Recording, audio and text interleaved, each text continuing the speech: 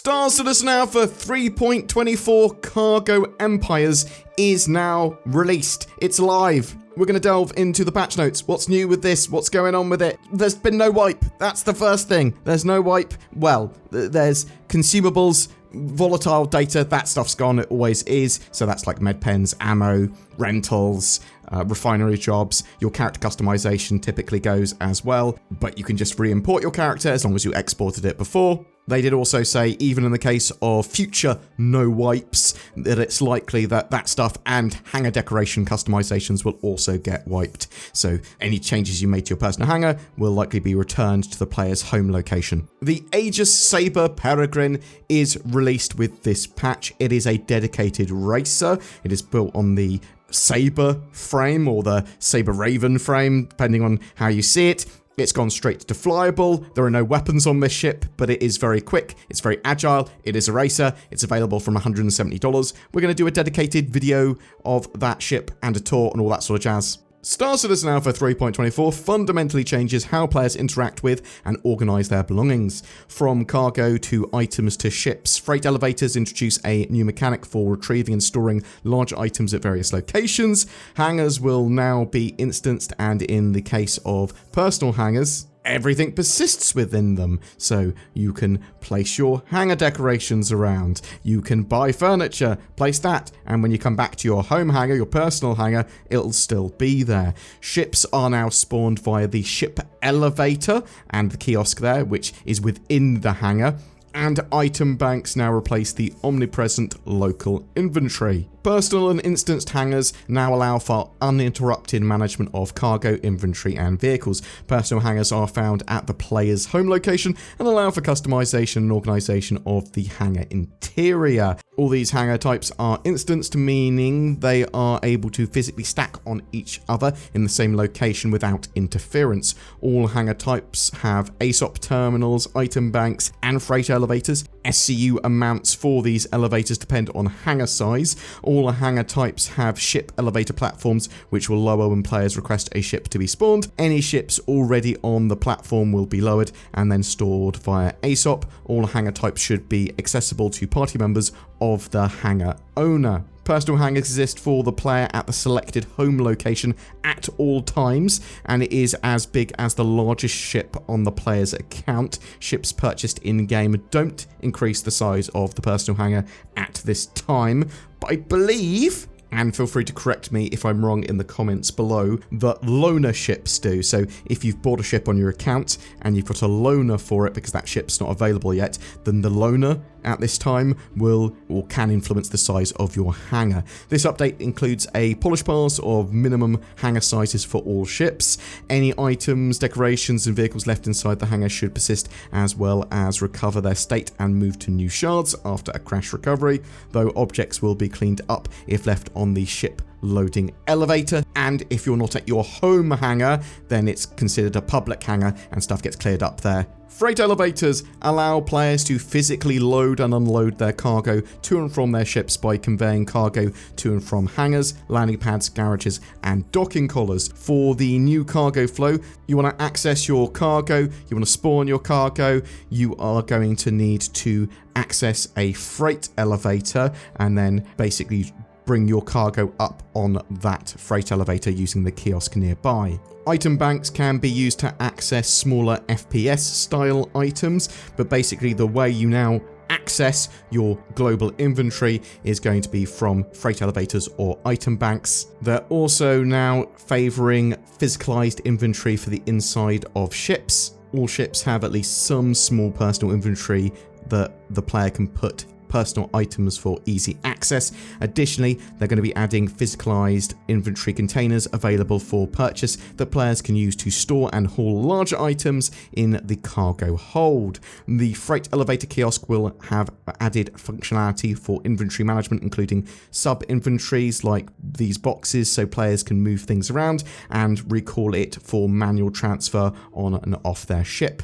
Item bank kiosks basically exist all over landing zones. You'll find them in your hangar as well. They effectively replace the old local inventory, but you can still bring up your personal character inventory in the same way as before and drag and drop items onto yourself. Tractor beams have been adjusted, so the multi-tool can now no longer take anything of 24 SCU or over in size. It can no longer take the sort of larger SCU crates. You will need to use a dedicated tractor beam, ship tractor beam, anything like that, instead of the multi-tool tractor beam attachment if you wanted to take anything bigger.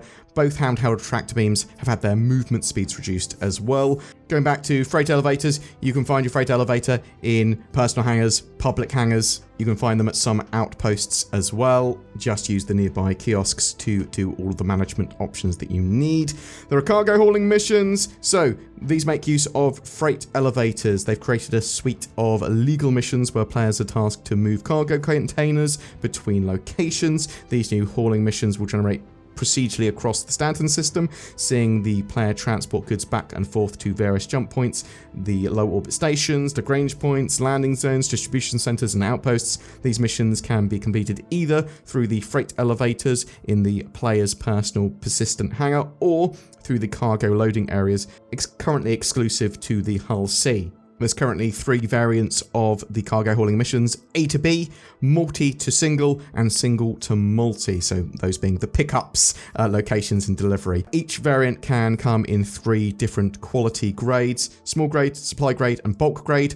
Higher tier hauling missions are reputation gated and will require doing intro and smaller grade missions to progress. You can also share this with friends. Anyone that's had the mission shared with them can pick up and drop off the cargo, and it counts as basically doing part of that mission. Yeah, you will need to request the cargo to come up on the freight elevator, pack it into your ship, and then take it to the location it needs to go to, take it off your ship, and then put it down in the freight elevator. Small grade missions are in 4 SCU containers or smaller, supply grade 8 SCU containers or smaller, but apparently can also be in 16 SCU containers or smaller depending on the mission, and then bulk grade, no container size limit. So you will need a big cargo ship to do the sort of higher grade, the bulk grade missions. All mission cargo containers requested in small grade and supply grade contracts can be moved by either using the one-handed or two-handed tractor beam tool.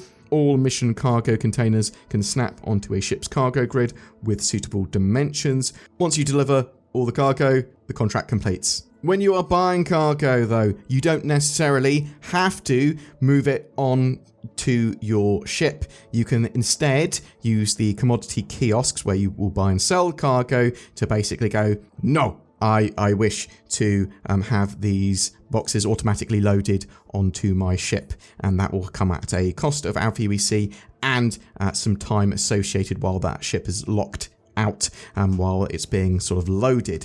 This will take an amount of time based on the amount and size of boxes, and when purchasing cargo you will typically have a choice of what size boxes it comes in. I suggest few large boxes is the better option. You've got customizable hangars now, so what's better to customize them than with customizations? Hangar decorations. 3.24 brings decorations into players' hands. These new decorations can be purchased at Kelto and Dumpers Depot, then retrieved from the hangar freight elevator. These decorations can be placed anywhere a player wants in the hangar, and typically they are things like chairs and couches and tables. Obviously, if you put them on the ship platform where your ship will spawn out of and go into, then they'll be cleared up while you try and do that. And obviously, if you've got a public hangar or in a public hangar and you put something down, that's going to effectively be deleted later. They're not persistent. It's only your home location hangar that is persistent. So there's a load of little updates and tweaks as well that I want to talk about. There's been a soft death breaching polish pass, so they've set the breach amount for exterior doors to 100% after you experience a soft death. Fixed up the Cutlass, Freelancer and Constellation breach amounts as well. There's been some lore system updates. It's no longer illegal to damage, destroy, tow, scrape or structurally salvage an unowned vehicle. Also for towing hostility, it's only the owner of the ship that will be hostile to you. It is no longer illegal to tow ships outside of green zones.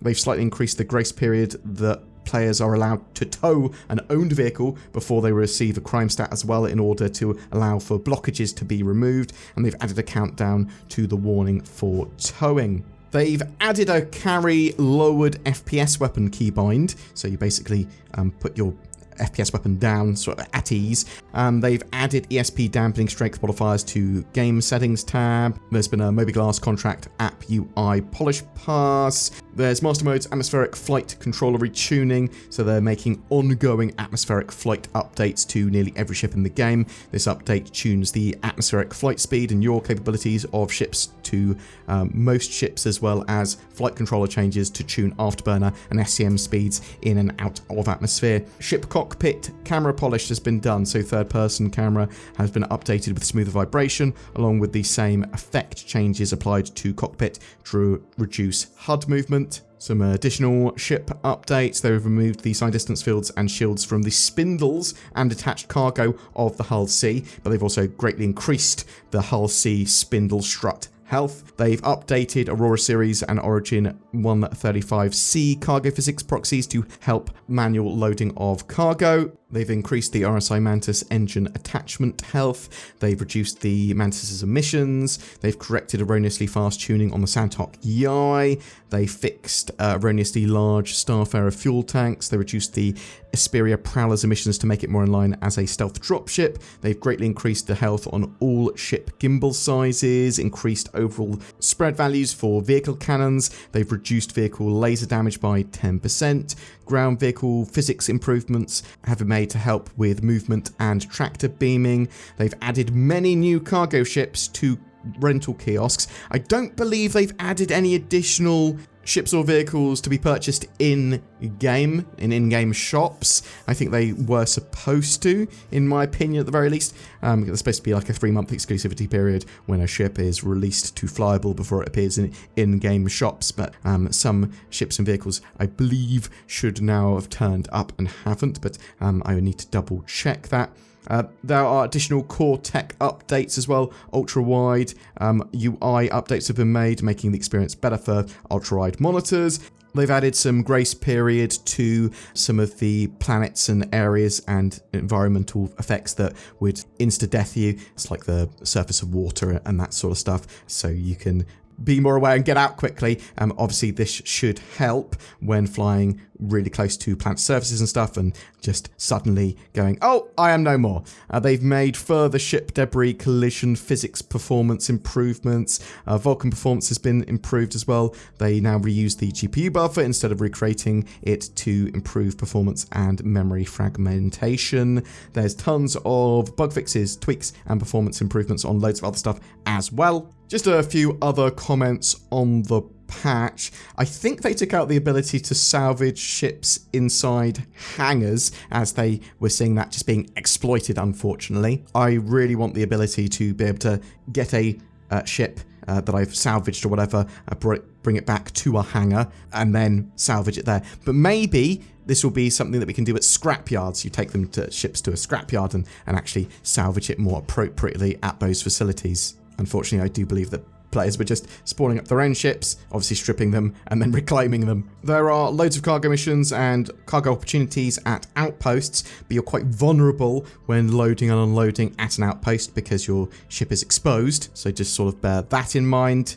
There does appear to be some new locations strewn around planets and moons, so go and have a look for them. I saw lots of people finding these during the PTU phase. Some people are going to find the physicalization of cargo more fiddly and unnecessary.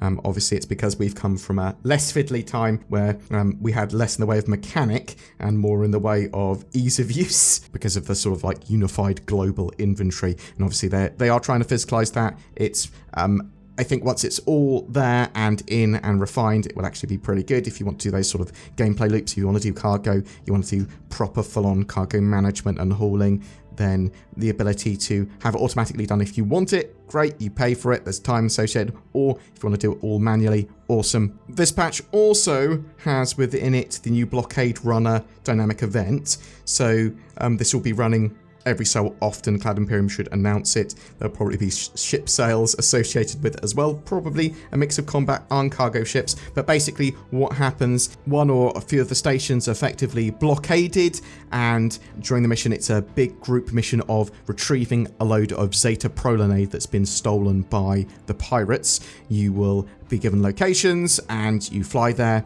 You find the pirates, you have to fight through them, and there'll be like a pirate cargo ship or various ships that have the Zeta Prolonade on it. You might want to disable the ship, because if you blow the ship up, then you risk damaging a load of the cargo, but if you disable it, then you can take loads of the cargo off. So you board, get this cargo, and then take it back to the station that's been blockaded, fight through the blockade, and then drop it off. And they want a reasonable amount of the Zeta Prolonade back, so it is a big public event, kind of building on all of these new cargo mechanics, but also things like Xeno Threat and some parts of that. It's against the Ninetales, and yeah, it's kind of a bit PvP-y, because there is, or at least there was a counter mission, basically, of, oh, we want you to sell the Zeta Prolonade here, so go and get some and sell it here. And what's the best way of getting it? Well, getting it from players. You could certainly get it from the pirates as well. A couple of other points I want to quickly make. There is a known Vulkan bug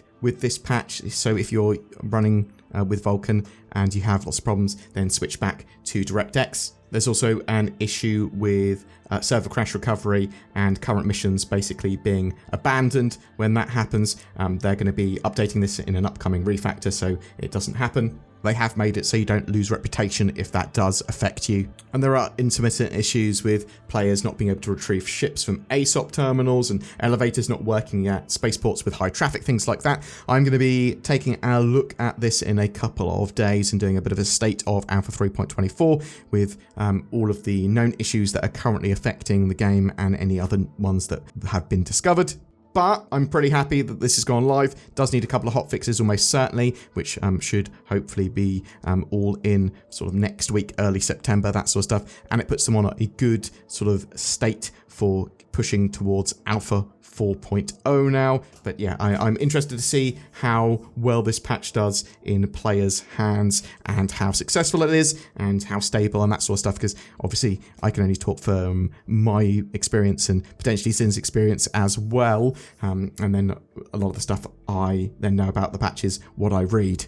But please tell me your experience of Alpha 3.24 in the comments below. Are you having a great time? Are you having a terrible time? Do you hate the new cargo changes, or are you loving them? What about the Saber Peregrine? Are you excited by that ship, or are you not a racer? Or have you thought of another use for it, like maybe a little personal shuttle or something? Whatever your thoughts or questions, I would love to hear from you in the comments below. Also, Tobii eye trackers, they are on sale at the moment if you want some high precision head and eye tracking that's natively supported in Star Citizen and some other games, then check that out. Links below to get a big discount.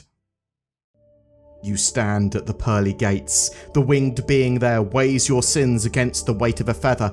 You are found wanting. Not a problem for nordvpn.com/BoredGamer though. Just change your location. Boom! You're in. Bypass your sin. Get nordvpn.com/BoredGamer. Probably not a tagline that Nord wants, bypass your sin, but that's what they're getting. Maybe they want one about its added security, privacy, or accessibility. Pah, everyone knows that. You get that at a touch of a button. Click these links below to get great deals on that VPN service. Every month we give away a ship, and this month of August is all about your favourite ships, because it's the ship showdown. My favourite ship is the Mercury Starrunner, and I don't want to give one of those away, but I will. It's a fantastic little multi-role, multi-crew ship. It's got a bit of cargo space, it's got room for a little vehicle, it's got a good amount of firepower, perfect little mission runner. In the future it's going to have data running, it's good for smuggling, it's got lots of secret little hidey holes. I absolutely love this ship. All you need to do to be in for a chance of winning that is comment on any of my videos made during August. Also, I would love to know what your favourite ship is. If you would like to further support the channel, consider just commenting or liking, subscribing. That all helps. But also there's the join button under my videos. That goes a huge way to allow us to make daily content on Star Citizen. There's also Patreon, sharing the videos, direct donations. There's links to all of that down below. Thank you so much for watching to the end. You take care and have a great day.